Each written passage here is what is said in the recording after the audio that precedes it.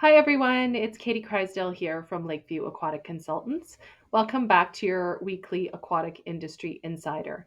In this series, we look at recent topics or news in the aquatic industry, and I unpack them in a little bit more detail than we can in social media such as Facebook or Instagram.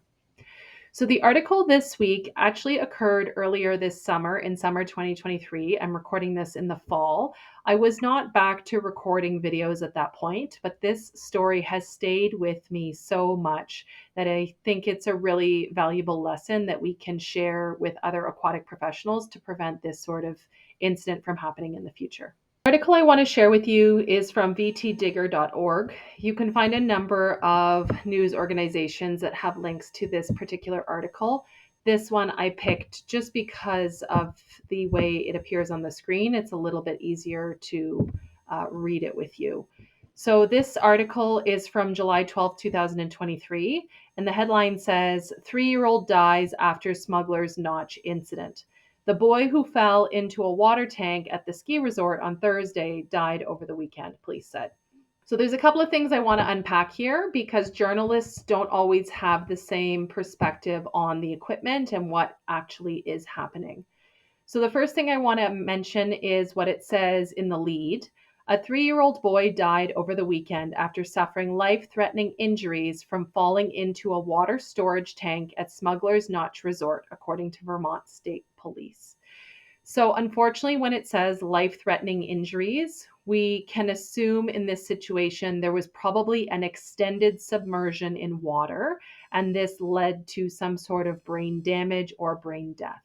A lot of individuals who experience submersion or drowning or quote unquote near drowning in the news, they are an in hospital death when the family determines that there is no viable brain activity and does take them off life support.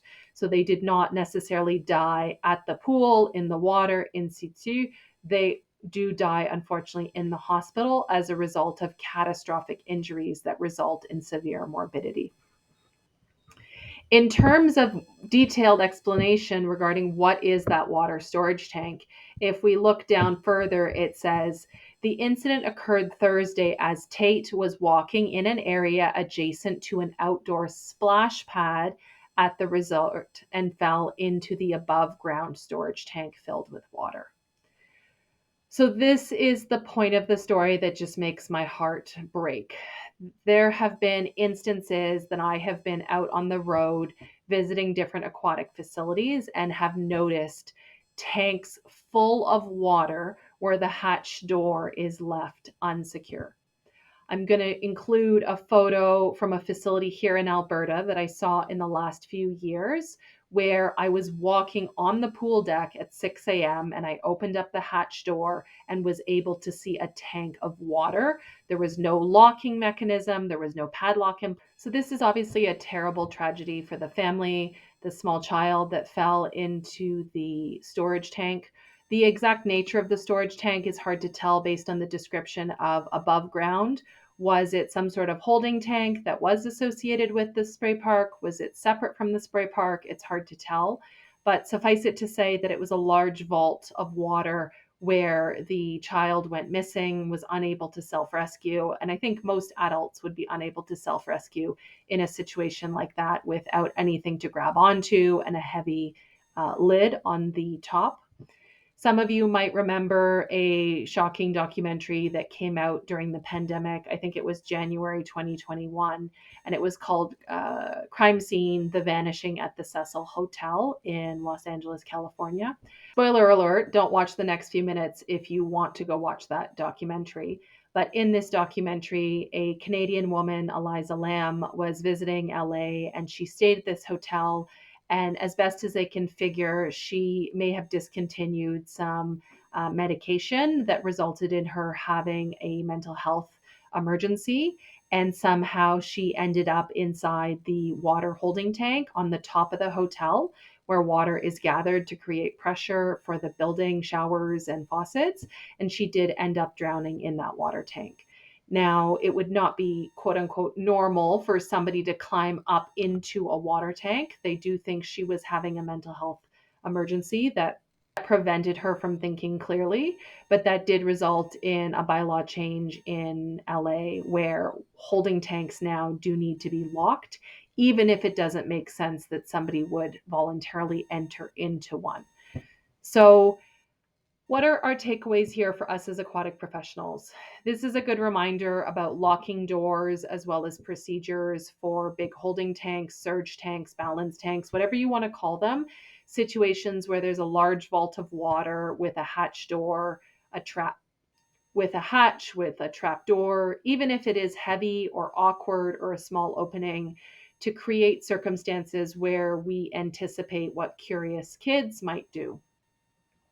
One of the things that drives me crazy as a consultant and as also as a hotel guest is the number of times, particularly when I was in Arizona in the summer of 2019, where doors were propped open, gates had little pegs holding them open, just because it was a quote unquote inconvenience for people to have to scan their hotel cards or what have you.